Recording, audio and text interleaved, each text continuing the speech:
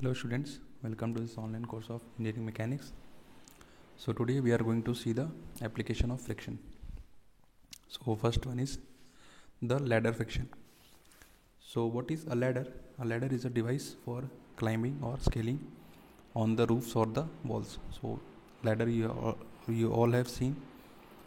It is for climbing, it is to achieve the higher heights.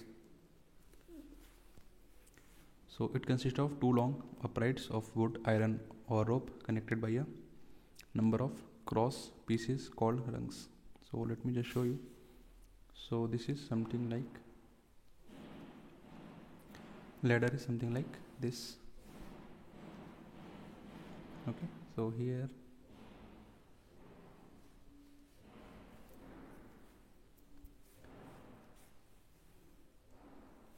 these are called rungs. Okay, and these are steps. So this is a typical ladder you all have seen. Now let us try to understand the ladder with the help of this problem. So what is the problem stating? A uniform ladder of length 3.25 meter and weighing 250 Newton. So weight is given and length is given, is placed against a smooth vertical wall. That means there will be no friction along the wall with lower end at 1.25 from the wall. So you can see the diagram. The coefficient of friction between the ladder and floor is 0.3. What is the frictional force acting on the ladder at the point of contact between the ladder and the floor? Show that the ladder will remain in equilibrium in this position. So this is the diagram. So let us assume the forces. So RF is the reaction from the floor. So this is RF, this reaction, and the frictional force, why it is against this? Because the ladder it tends to move along this direction, so friction will be opposite to it. So there will be no friction because the wall is smooth. Here there will be no friction. Now in the triangle ABC, so this is A, this is B, and this is C. This is given, this is given. We want to calculate this. So this is coming out to be 3 meter. BC is 3 meter. Now what we want to calculate? We want to calculate the frictional force. So we are taking the moment of all the forces about point B. Okay, so this is 3 meters. So FF into 3, RF into 1.25, it is given, plus 250 into 1.250. This weight is there and it is at a midpoint. So 1.25 divided by 2, it is equal to 0. So distances, this is okay and this is also okay. Now check the direction. Let me just show you first. So direction, how we are getting positive and negative. Friction force is along this direction and the point is here, so it will produce a anti-clockwise. So anti-clockwise is positive for us. Now RF is here and the point is here, so it is clockwise, so it is negative.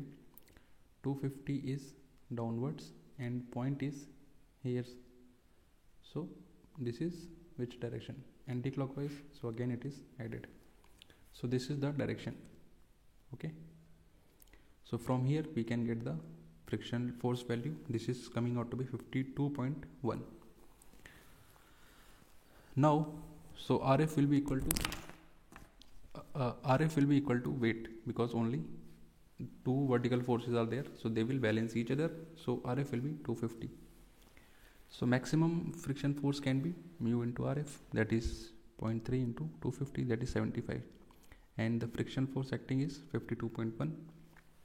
so this means the ladder will remain in equilibrium. So this was the case of ladder. Now let us see the application of friction on wedges, how we are using friction for to taking the advantage from wedges. So a wedge is usually of a triangular or trapezoidal in cross section. It is generally used for slight adjustment in the position of a body, that is for tightening fits or keys for shaft. So these are some application of wedges.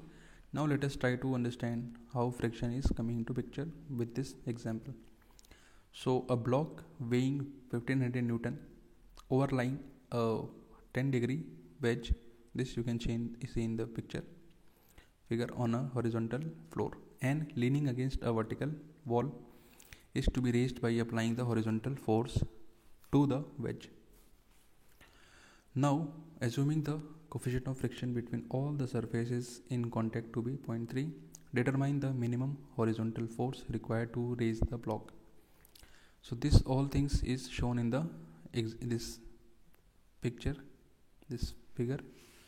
So this is R1, reaction from the wall to the block. This is R2, reaction of this wedge to this block. So R2 will be here also, action reaction pair. Now this is R3 from the surface, and this is P, which we want to calculate.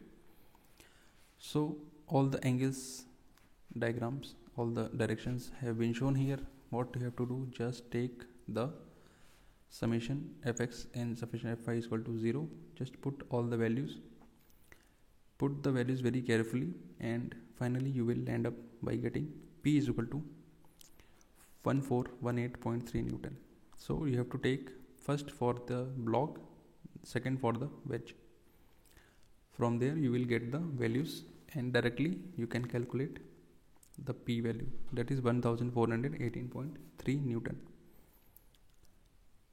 So here mu is given, so we need to calculate the phi. Phi is the reaction at which this is angle of friction. So now we are taking reverse, so we are calculating phi here.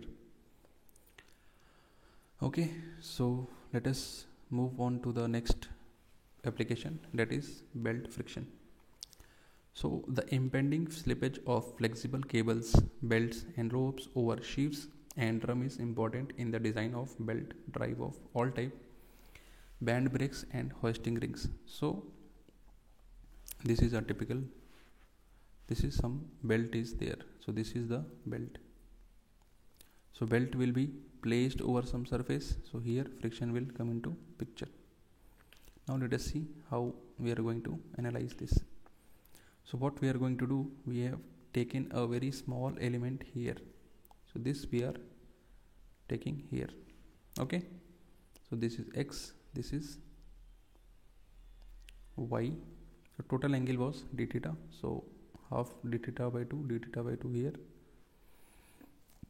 So here if tension is T, so now at a further point it will increase by a small amount. So total tension will be T plus dt. This is mu into dn is a normal reaction from this pulley, you can say, to the belt. So friction will be how much? Mu times dn. Clear? So try to draw this diagram on your copy, then you will get a more, try to draw big diagram, so then only you will get a clear picture of this. So let us try to calculate the relationship between these two forces T1 and T2. So summation fx is equal to 0 in this diagram.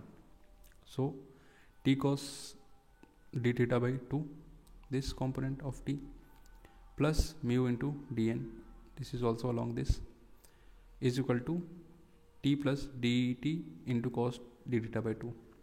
So this is along this. So summation fx equal to 0, all the horizontal forces will balance each other.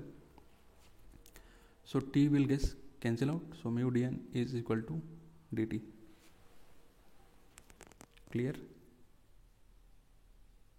Cos d theta by 2 will be almost equal to 1. That's why we are not writing here. We are just taking it is equal to T.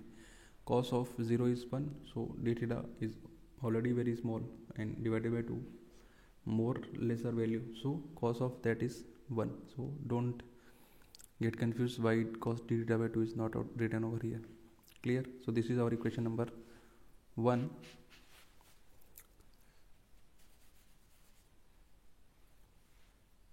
So this is our equation number 1. Now summation Fy is equal to 0. So along the, now here cos component was there, so sin component will come into picture. So only dn is there, so dn is equal to, both dn is in upward direction and these forces component is in downward direction. So t plus dt sin d theta plus t into sin d theta by 2. Okay, so 2 times, now this we have neglected, dt into sin d theta by 2, it is very small. So only t sin d theta by 2 from here, t sin d theta by 2 from here, so it will be 2 times. Now sin d theta by 2 is sin theta is equal to, almost equal to theta, for theta very small. So d theta by 2 is very small, so here it is sin d theta by 2 is equal to d theta by 2. So 2 got cancel out, so dn is equal to t into d theta. Okay, so just put this dn value in equation number 1. This is equation number 2, this is equation number 1. So you will get dt by t is equal to mu into d theta. Now just put the limits from t1 to t2 and from 0 to beta. Beta is this angle of contact. Here the contact is starting and here it is ending. So this is the angle beta. It is in radians. Okay, so be very careful while putting and calculating beta. So beta is total angle of belt contact. If a rope were made wrapped around a drum n times, then it will be how much? N times it is, so 2 pi into n, total angle will be 2 pi into n. So from this equation dt by t is equal to mu into d theta, we will get t2 is equal to t1 times e raised to power mu into p. Mu is the coefficient of friction. So this is very important. This derivation also can come into your exam. In I think last year 10 marks, for 10 marks it was there. You have to derive this equation relationship between t2 and t1. So solve it and try to understand what is written over here.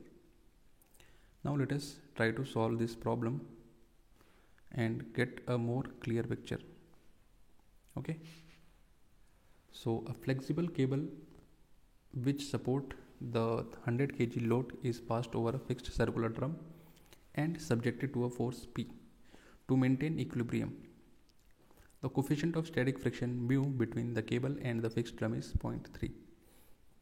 Now we are having two different cases. So first case is for alpha is equal to 0. So this is your alpha. Here this is alpha. From horizontal the angle of P. Determine the maximum and minimum values of P may have in order to raise the lower load. So we want to raise this load. So what will be the minimum and maximum value of P? Now the part B is, if P, now P is given over here, P is 500, determine the minimum value which the angle alpha. First alpha is 0, so we have to calculate P. Now in second case P is given, we have to calculate alpha. Okay, so I hope you have written this question in your copy. Let us try to solve it. How we are going to do? So for alpha is equal to 0, that means it will be tangential to the pulley. This force is tangential. So beta will be, it is starting from here and ending over here. So beta is 90 degree, that is pi by 2. Beta will be in radian always. Remember, don't put it in degree. It is always in radian. So for impending upward motion of the load, T2 will be maximum. So if load is moving upward, that means this is greater than this. Okay, then only it is able to pull it. So T2 will be P max and T1 is 981, because 100 kg multiplied by 9.81 mg will be weight, so 981. So P max upon 981, here we are having 0.3 as mu and beta we are having pi by 2. So P max is 1572 Newton. Now for impending downward motion, so for downward motion this will be greater than this, so P will be less than, T2 will be 981. So 981 upon P minimum, just put the values, you will get 612 Newton. So this for our part A. Now part B is, now alpha we have to calculate. T2 is 981 already given, P is also given, so P, T2 is given, T1 is given, mu is given, beta we can calculate. So from beta you will calculate alpha, just minus 90 degree from there, so you will get 38.7. So these were some problems related to friction, application of friction. So now the friction chapter is completed. Try to solve more and more problems. We will meet in the next lecture. This is all for today. Thank you.